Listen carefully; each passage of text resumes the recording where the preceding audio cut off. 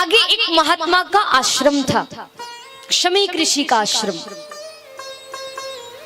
और शमीक ऋषि जो है वो समाधि में बैठे हुए थे, आंखें बंद थी और समाधि में अंदर ही अंदर भगवान की झांकी का दर्शन कर रहे थे। समाधि एक ऐसी अवस्था है कि समाधि में जाने के बाद व्यक्ति देह भान भूल जाता है। उसको ये पता नहीं चलता कि मेरे सामने कितने लोग खड़े हैं, कौन क्या बात कर रहा है, बाहर क्या हो रहा है, उसको कुछ सुनाई नहीं देता। समाधि एक ऐसी अवस्था है। समाधि में चले गए शमीक ऋषि। उसी समय राजा परीक्षित आए और शमीक ऋषि से बोले कि ओ महाराज, मुझे प्यास लगी है, जल पिलाओ। मैं राजा परीक्षित हूँ, प्यास लगी है, मुझे जल पिलाई। अब शमीक ऋषि ने उनकी बात नहीं सुनी, क्योंकि शमीक ऋषि तो समाधि में थे। आई देखो सब, आई आलिंग देखो, आलिंग। शमीक ऋषि तो समाधि में बैठे थे। शमीक ऋषि ने परीक्षित की बात को नहीं सुना, उनको सुनाई नहीं दिया, उनको पता ही नहीं कि परीक्षित आए।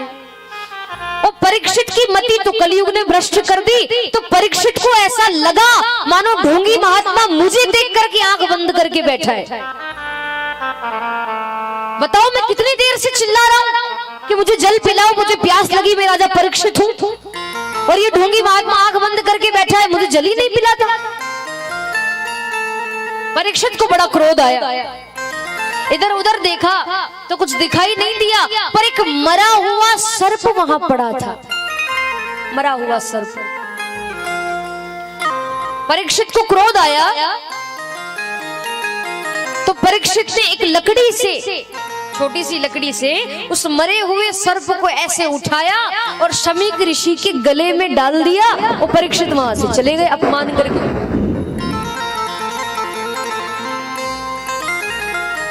परीक्षित अपने महल में आए और जैसे ही मुकुट उतार करके रखा, तुरंत परीक्षित को याद आ गई कि ओ हो, मैंने तो एक महात्मा का अपमान कर दिया, मुझसे तो बहुत बड़ी भूल हो गई, मैंने एक ऋषि का अपमान कर दिया।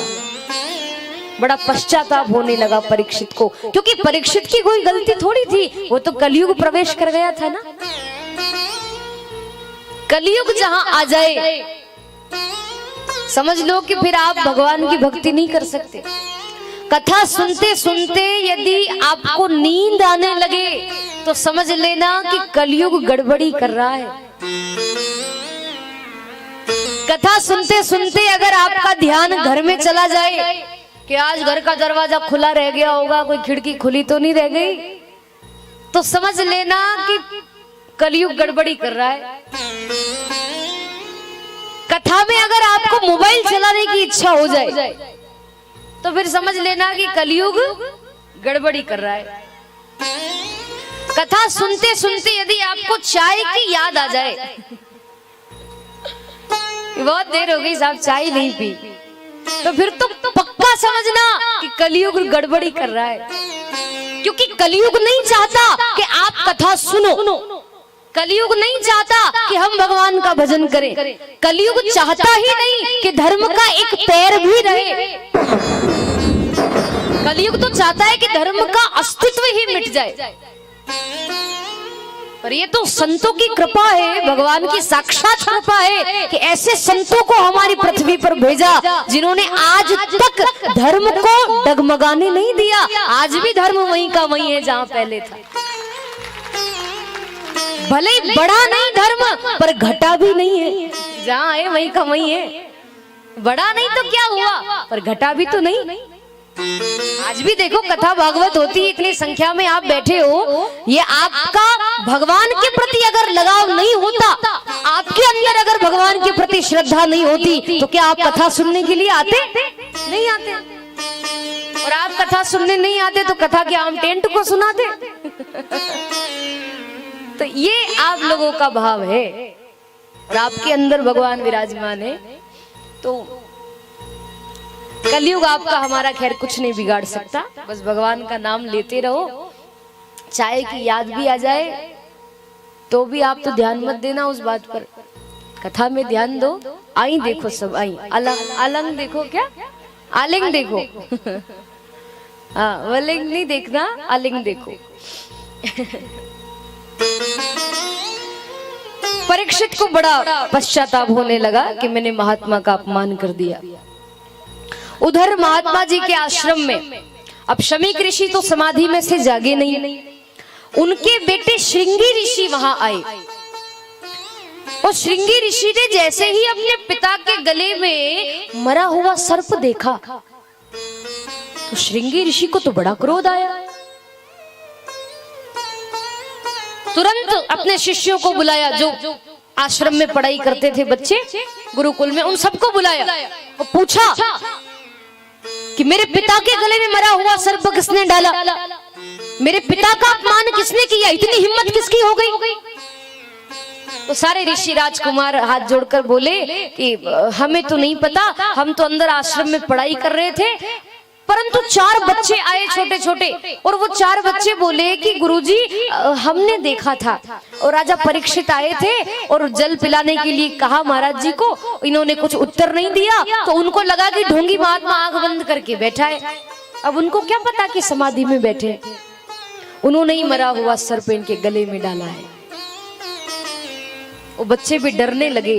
तो श्रृंगी ऋषि को बड़ा क्रोध आया कि राजा होने का इतना अभिमान परीक्षित को कि मेरे पिता के गले में मरा हुआ सर्प डाल करके चला गया, इतनी हिम्मत उसकी।